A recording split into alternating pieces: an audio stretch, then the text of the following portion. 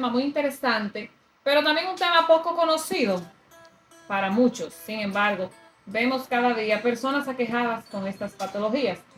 Hoy se conmemora el Día de la Lucha contra el Cáncer de Cabeza y Cuello. ¿Por qué se identifica el Día del Cáncer de Cabeza y Cuello? Por la alta incidencia que ha estado tomando este tipo de cánceres en el mundo, sobre todo en poblaciones jóvenes, adultos mayores, menores de 65, dígase aproximadamente 50 años de edad. Esta es la población que está siendo más detectada en este tipo de cáncer. ¿Qué pasa con el cáncer de cabeza y cuello? ¿A qué llamamos? ¿A qué englobamos en estos términos? Todos los cánceres que se pueden presentar a nivel del macizo facial, es decir, de la nariz, de la laringe, del esófago, de la tráquea, oídos, todo lo que tiene que ver con la cara. No estamos hablando exactamente del cerebro, que ese es otro tipo de cáncer. Pero también estamos hablando de los tumores aquí a nivel del cuello. Estos ganglios que a veces tenemos bultos en las áreas y estamos buscando algún tipo de cáncer a nivel de los huesos temporales que tienen que ver con los oídos. Diríamos, bueno, pero eso es muy raro ver un cáncer de cabeza y cuello como se engloba. Sin embargo, son frecuentes. ¿Por qué mencionamos este tipo de cáncer? Porque muchos de estos cánceres son prevenibles siempre y cuando no tengan un componente, como decir, familiar o hereditario. No tiene una tasa tan alta. Sin embargo, los factores externos son los que más favorecen a la aparición de este cáncer. Y tenemos que mencionarlo, ¿por qué? Porque el tabaco es la primera causa de este tipo de cáncer. El fumador, sabemos todos, que el cigarrillo, por el humo que expide y los tóxicos que generan las células y los cambios celulares que genera el humo, pues puede alterar toda la fisioanatomía y la fisiología del sistema respiratorio y del sistema digestivo. Y esta es una de las primeras causas del cáncer de esófago, del cáncer de laringe, del cáncer gástrico, que son, valga la aclaración, cánceres que a nivel alto forman parte del cuello y de la cabeza, a modo general. Entonces, ¿qué pasa? Cuando tenemos esta alta incidencia de este cáncer, empezamos a presentar alteraciones. Puede ser una alergia. Yo tengo mucha alergia, me da mucha gripe. No puedo respirar bien, no puedo oler.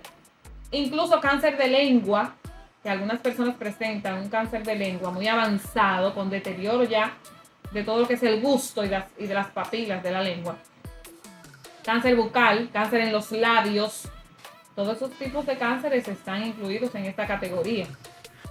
Entonces, a veces vemos que tenemos una lesioncita aquí en el labio, que no se nos quita.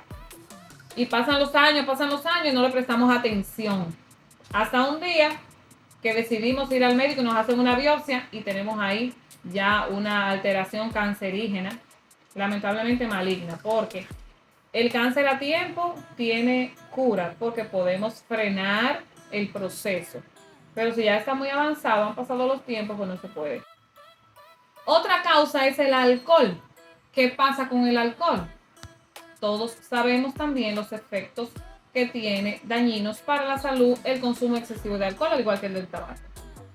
Cuando nosotros ingerimos sustancias que son agresivas, que erosionan las mucosas, esto cambia la anatomía celular y la fisiología de esas células. Cómo funciona y cómo es la célula, o sea, la daña. Al pasar el tiempo, ante tanta exposición, esas células, para tratar de recuperarse, cambian su forma. Y al cambiar su forma es donde aparecen células nuevas, que son las células cancerígenas. Y me voy a detener en este punto porque creo que es importante que sepamos, cada vez que yo fumo o ingiero una bebida alcohólica que tenga altos grados de alcohol, porque hay diferentes niveles de alcohol, yo estoy lesionando la mucosa. Dígase la mucosa respiratoria con el humo, la mucosa digestiva con el alcohol. Y esto va cambiando mis células. Las células que están en las áreas epiteliales, ¿no? Que recubren todo mi sistema digestivo y respiratorio. Porque es un mecanismo de defensa. Nuestro cuerpo tiene un mecanismo de defensa. Entonces, las células cambian para adaptarse a la agresión que yo le estoy proporcionando. Entonces, cuando cambian, no siempre es para bien. Cambian alterando su anatomía y muchas veces proliferando, es decir, multiplicándose. Cuando empiezan a multiplicarse es cuando vienen los tumores. Por eso es que vemos que un tumor coloquialmente es una masa, pero un tumor es un cáncer, un aumento de la cantidad celular de una manera desproporcionada y de células que no son funcionales. Entonces, estos dos factores son fundamentales para predisponer a la aparición de ambos tipos de patologías, cánceres a nivel de la cavidad oral, de la cavidad bucal, de la lengua, del esófago, ¿verdad? De los bronquios, ya más a nivel respiratorio, y del estómago. ¿Por qué hacemos mención también a esto? Hay un tipo de cáncer que es el más frecuente en esta población, con un 5%, que es el cáncer de laringe. Vemos muchas veces personas que dicen, yo tengo una ronquera y no sé de qué me ha salido, se me va la voz, no puedo hablar, ¿verdad? El cáncer de laringe está asociado a múltiples infecciones, dentro de otros cánceres también que son por infecciones, pero sobre todo el de laringe, que se ha relacionado muy directamente con el virus del papiloma humano. Y aquí quiero hacer un paréntesis. ¿Por qué? Porque el virus del papiloma humano se transmite vía sexual dentro de ellas.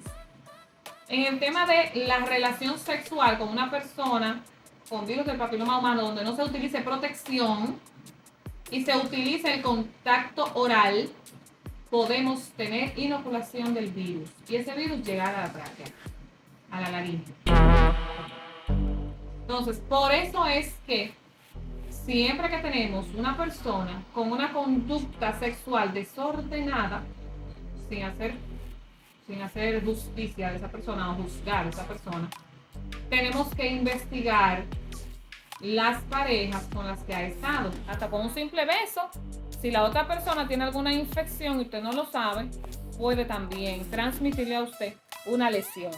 Y ese virus que está incluido en esa lesión, probablemente, uno de ellos puede ser el herpes simple, puede también generar alteraciones a nivel labial. Y eso, con el tiempo, si no se trata, porque hay tratamientos, si no se trata, puede desencadenar una alteración a nivel de la mucosa. Y esa alteración de la mucosa, si no se cuida, si no se trata, entonces puede desencadenar luego una lesión maligna. Otra de las manifestaciones que podemos ver a nivel del cuello es el aumento de volumen. Aumento de volumen de un ganglio. Nosotros tenemos ganglios por aquí, casi todos nos los tocamos. Cuando tenemos la garganta inflamada, también tenemos las amígdalas, que también pueden con el tiempo transformarse en células malignas si no se cuidan las amigdalitis a repetición. Entonces, tenemos aquí una cadena de ganglios, tenemos otra por aquí. Cuando empezamos a ver ese bulto, debemos investigar por qué me están creciendo los ganglios. Los ganglios son áreas de drenaje de órganos alrededor que nos dicen que algo está inflamado. Cuando se me altera un ganglio, tengo que investigar por qué es.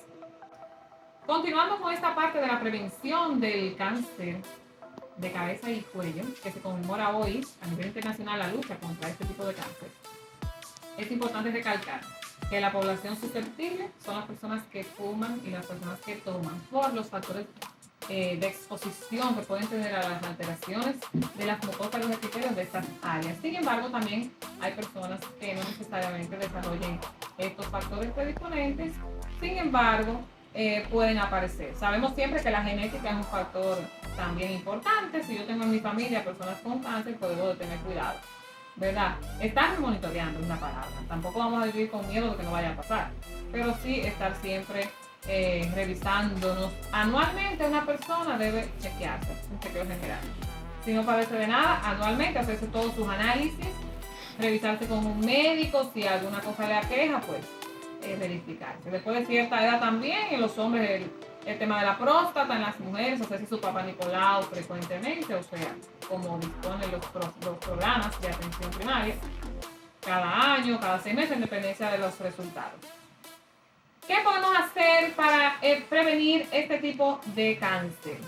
Las medidas preventivas son fundamentales. Vitaminas A y vitamina C, para la recuperación de los epitelios, para mantenernos con una defensa alta ante la exposición a infecciones, ¿verdad? Evitar las infecciones o por lo menos mantenernos en observación cuando vemos que estamos compartiendo en un ambiente que me pueda generar afecciones, dígase respiratorias, digestivas, etc. Y también la higiene bucal. Tratar siempre de revisarnos, cuidarnos los dientes, la mucosa. Debo recordar también las personas que utilizan prótesis dental que esto también puede lesionarles la mucosa oral.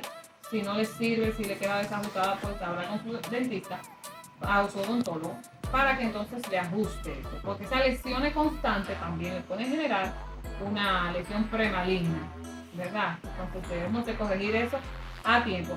Evitar las radiaciones ultravioletas, el sol, la exposición extrema al sol también, que no lo dije al principio, también puede generar lesiones, más sobre todo en la piel. Pero ustedes saben que nosotros en la cara tenemos la mala costumbre, y me incluyo, que vivimos en el trópico y no usamos filtro solar.